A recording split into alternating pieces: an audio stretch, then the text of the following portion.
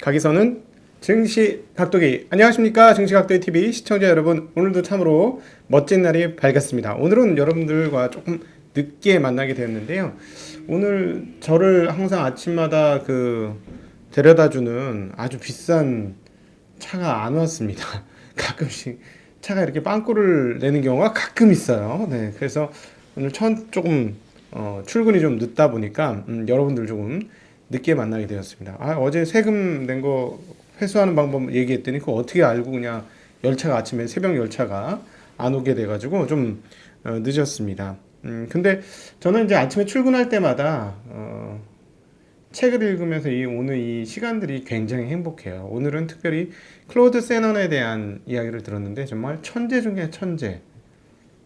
클로드 세넌을 정확히 아는 사람은 아인슈타인하고 비교하는 것과도 불쾌하게 여길 정도로 정말 대단한 사람인데, 이 클로드 세난이 투자와 관련해서도 기라성 같은 결과를 만들어낸 사람입니다. 그래서 지난 토요일 날 아침인가요? 월요일 날 아침에도 클로드 세난의 그 평균 복원 포트폴리오에 대해서 잠깐 말씀을 드렸었는데, 시간이 되면 제가 클로드 세난에 대해서 이야기를 좀 더 조만간에 독일 책방 등을 통해서 만나도록 하겠습니다. 책을 여러 권 읽고 있는데 요즘에 독일 책방에서 엄선하기 위해서 여러 책들을 패스시키고 있어요. 여러 책들을 이걸 할까 하다가 그냥 패스, 저걸 할까 하다가 패스 하다 보니까 독일 책방이 잘 안 올라가고 있는데, 조만간에 곧 다시 아마 클로드 세나를 통해서 여러분 만나게 되지 않을까 하는 생각을 가지고 있습니다. 네.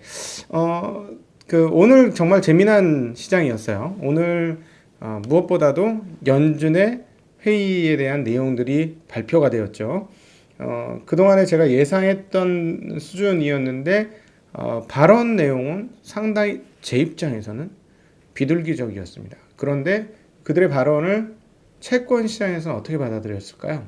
네, 아주 매파적으로 받아들였습니다. 아주 재미난 대목인데요. 비둘기적으로 얘기했는데 매파적으로 받아들였다는 거냐. 매는 뭐예요? 좀 엄격하게 금리를 조절하면서 인플레이션의 파이터, 인플레이션을 방지하는 역할을 세게 하는 사람들을 우리가 매파라고 부르고, 금리를 결정할 때 독하다는 거야. 독하게 쪼아서. 그리고 비둘기파들은 좀 완화적으로 경기에 좀 인플레이션이 오든지 좀 과도한 성장이 오든지 상관없이 이렇게 봐준다는 거지. 비둘비둘비둘하고 봐주는 애들을 비둘기파라 그래. 사실상 비둘기도 성격은 안 좋은데 말이죠. 어찌 되었건 사람들이 만들어낸 상징이니까 그러려니 하고 받아들입시다. 아마 성경의 비둘기가 올리브 잎사귀를 물고 와서 평화의 상징처럼 된 게 아닌가 싶은데, 네, 비둘기가 그렇게 평화롭지는 않은 새죠. 네. 항상 우리는 진실과 상징 속에서 허위와 진실 속에 어딘가를 살고 있는 것 같은데, 주식시장도 이와 똑같은 것 같습니다. 주식시장의 어떤 정도는 진실이고 어떤 정도는 허위인데, 그게 딱 여기나 여기에 붙은 게 아니고 요 중간 어디 즈음에 있는데 이게 왔다 갔다 해. 주식이 그런 거예요. 주식 그것 때문에 상당히 어렵죠. 과학적 진실에 의해서 분석이 되는 영역이 있는 것 같으면서도 그냥 가십거리처럼 되는 것도 움직이는, 이게 동시에 존재하면서 서로 왔다 갔다 하는, 이게 주식시장이고, 이 부분이 자본시장 이해를 쉽지 않게 만드는 대목 중에 하나인 것 같습니다. 자, 오늘은 별거 없어요. 사실은 지수 이런 거 별로 중요한 것 같지 않아요. 그래도 간단하게 말씀드리면 S&P 500은 0.18% 올랐고, 다우는 0.15% 떨어졌고, 나스닥은 0.50% 올랐고, 러셀 2000은 0.33% 떨어졌습니다. 나스닥이 많이 올랐다는 데 굉장한 의미가 있다고 저는 생각이 드는데, 이게 뭐냐면 오늘은 사실 백신이고 뭐보다도 이 연준 회의가 정말 영향력이 컸는데, 그리고 부양책이 있었고요. 부양책이 좀 구체화되고 연준 얘기가 있었는데, 산업재, 전통주들이 빠지고 기술주들이 계속 랠리를 하고 있다라는 이 사실은, 백신이 이제 완전히 도포된 이후, 이제 이렇게 접종이 된 이후, 그 이후의 국면에서 산업재는 회복을 하겠죠. 컨택도 회복을 할 거예요. 분명히 그럴 것 같은데, 그러나 우리의 트렌드가 상당히 많이 바뀌어서 기술주 중심의 삶의 태도는 바뀌지 않을 것이다.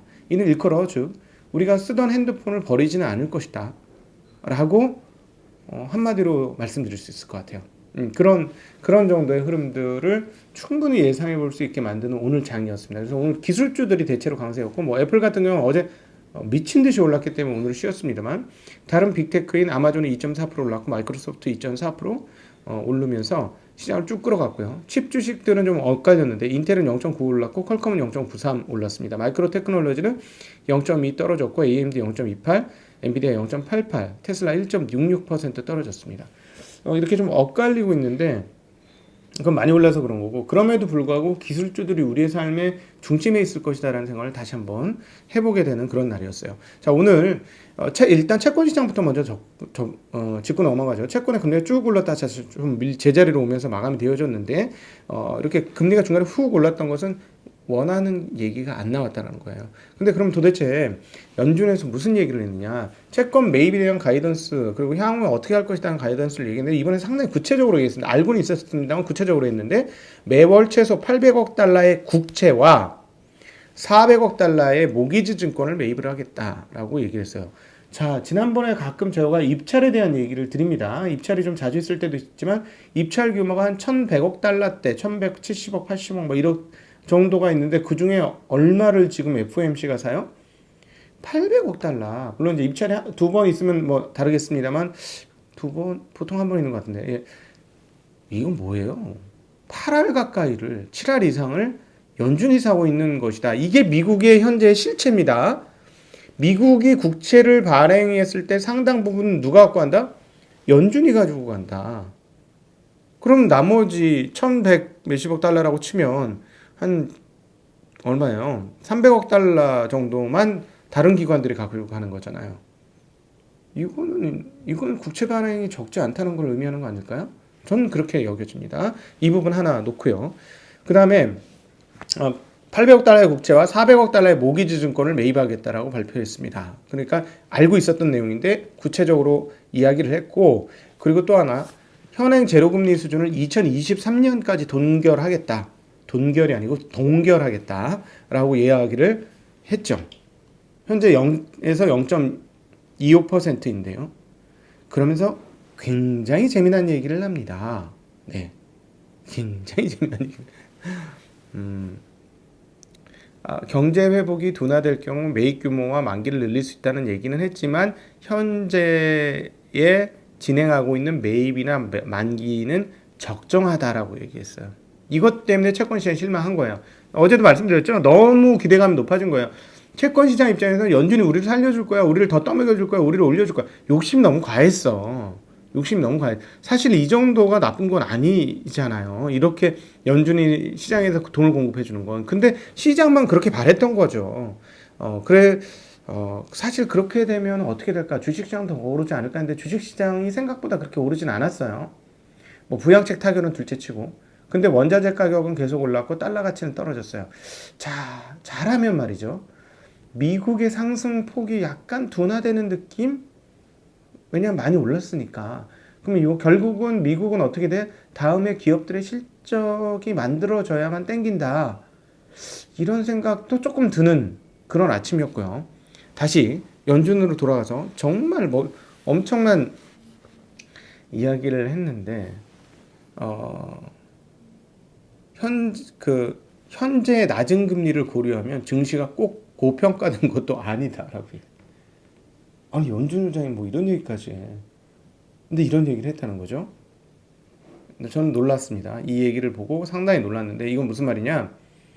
자산 가격 인플레이션을 용인하겠다는 얘기죠. 용인하겠다는 거예요. 안 막겠다는 거예요. 안 막는 건 뭐예요? 연준이 뭐 막고 안 막고 뭘 어떻게 하는데, 네, 금리 인상으로 하죠.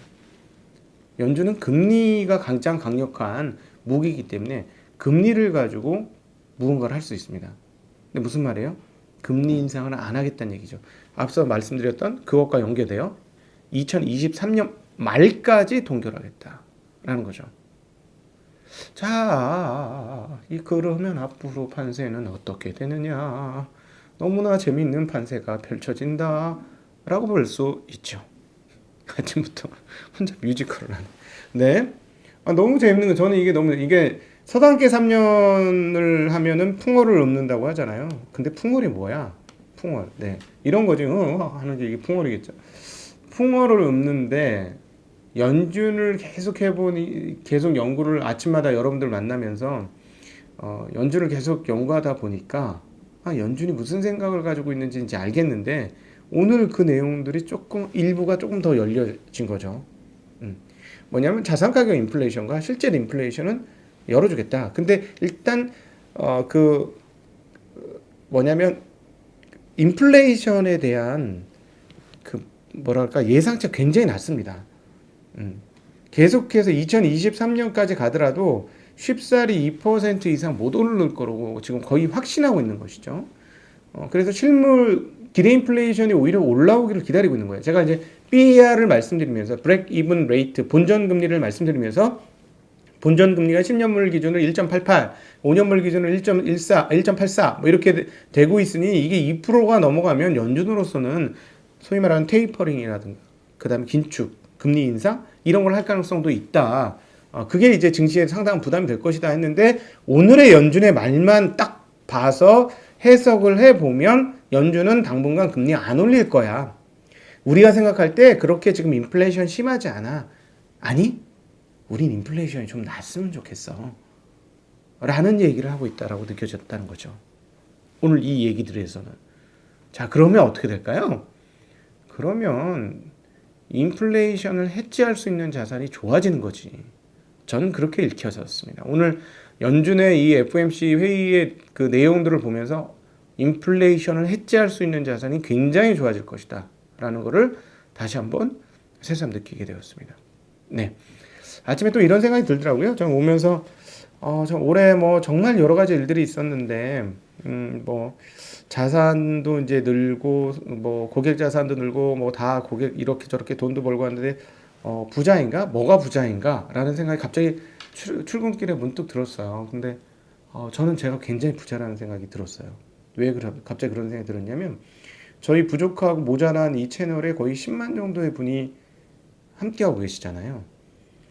그래서 저는 꾸준히 여러분들의 노후와 그 다음에 여러분들의 자산 관리를 조금씩 이렇게 도와드리면 여러분 계속 저의 친구인 거잖아요. 10만, 와, 세상에 10만 친구가 어디 있어. 그렇게 생각해 보니까 내가 엄청난 부자구나. 이런 인식을 갑자기 하게 되었습니다. 그래서 여러분들께 다시 한번 좋은 친구 사이가 되어주신 여러분들께 깊이 감사드리고 저는 여러분들의 노후가 풍성해질 수 있도록 그리고 여러분의 자산 관리가 잘 될 수 있도록 계속 옆에서 가이드를 해드리도록 하겠습니다. 단, 제 말을 잘 들으셔요. 제 말을 잘 들으셔야 돼요. 전문가 얘기를 들어야지. 네.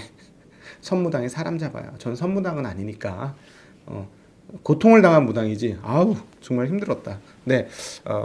그래서 좋은 친구가 되어주셔서 감사하고 저도 옆에서 계속 좋은 친구가 될 수 있도록 노력하겠습니다. 부양책 얘기가 나왔는데 9천억 달러 부근에서 마무리가 될 것 같은 합의가 될 것 같은 이야기가 나오고 있는데 인당 얼마 줄 것이냐까지 얘기 나온 걸로 봐서는 이제 얼마 안 남았습니다. 다음 주 안에는 될 것 같은데요. 이전에는 1200달러를 줬는데 인당 600억 달러 정도를 준다고 합니다. 자, 오늘도 유로가 강세였고 그 다음에 엔화, 그 다음에 달러였습니다.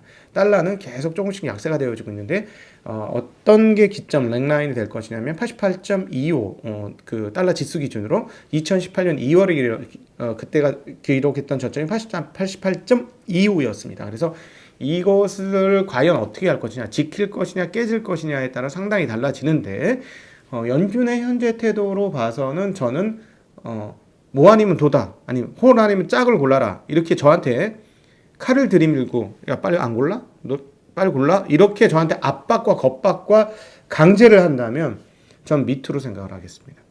네. 그래서 저는 별로 예측을 하고 싶지 않고 잘 맞출 자신도 없지만 겁박을 한다 그랬어요. 너 안 해? 이렇게 하신다면 전 달러를 밑방향이 더 지금 보는 게 더 맞지 않을까라는 얘기를 할 수밖에 없는 그렇게 저한테 위협을 가하신다면 네, 저는 그렇게 얘기하겠습니다. 소매 판매가 11월 소매 판매 1.1% 감소했습니다. 전월 대비. 그리고 10월 소매 판매도 0.1% 증가로 하향 0.3에서 하향이 됐고요. 결국은 재유행하고 있는 상황들이 소매와 소비 심리를 상당히 어둡게 하고 있다라는 거를 볼 수가 있어요. 그리고 웰스파고 전미주택건설협회 웰스파고에서 발표한 12월 주택 시장 지수는 86, 전월은 90. 야, 안 떨어지는 부동산도 떨어지네. 예, 그런 상황입니다. 그러니까 결국은 부양책은 통과될 가능성이 매우 높고 인당 금액까지 산정된 걸로 봐가지고는 가까이 오고 있다라고 볼 수 있겠고요. 11월 근원 소매 판매는 마이너스 0.9%를 0.9%가 나왔습니다. 예상치보다 상당히 낮은 수준 나왔으니까요. 결국 뭐냐? 소매가 지금 꺾이고 있다. 실물은 안 좋아지고 있다라는 것이고, 자, 실물 안 좋아지고 부양책은 이제 백신 나왔는데 백신 얘기 별로 없잖아요. 제가 말씀드렸잖아요. 백신은 다가온 과거라니까. 뭐라고요? 서당계 3년이면 풍년이래. 풍어를 읊는다니까요. 대략 보여. 이게 뻔히 이렇게 될 거였거든. 그러니까 제가 막 그냥 사람들이 해석하는 백신이 되니까 새로운 세 아니라니까. 이미 다 반영 옛날에 다 끝냈어요. 그래서 왔으니까 이제 얘기 안 하고 이제 부양책이 끝나고 나면 그다음 뭘 바랄 건데 그게 위기입니다. 오히려 부양책이 나오고 나서 위기죠. 왜냐하면 그 실적이 나올 수 있는 기업들이 어떻게 돼? 기대감으로 전통주들은 오를 수 있는데 그 외에 다른 것들은 어떻게 될 거냐는 거예요. 기대감이 살아있는 주식은 살아남을 것이고 기대감이 올라오지 않은 주식들은 재미없을 수도 있다는 점을 같이 감안하시는 게 필요해 보입니다. 네, 오늘 너무 늦었는데 좀 늦게 올라가서 죄송스럽고 네, 그래도 여러분 이렇게 만나 뵙게 돼서 얼마나 좋은지 모르겠어요. 예, 여러분들과 함께해서 기쁘게 생각하고 덕분에 저도 성장할 수 있게 된 것 같습니다. 여러분들도 같이 함께 손잡고 성장하시죠. 네, 그럼 또 오후에 뵙도록 하겠습니다. 안녕.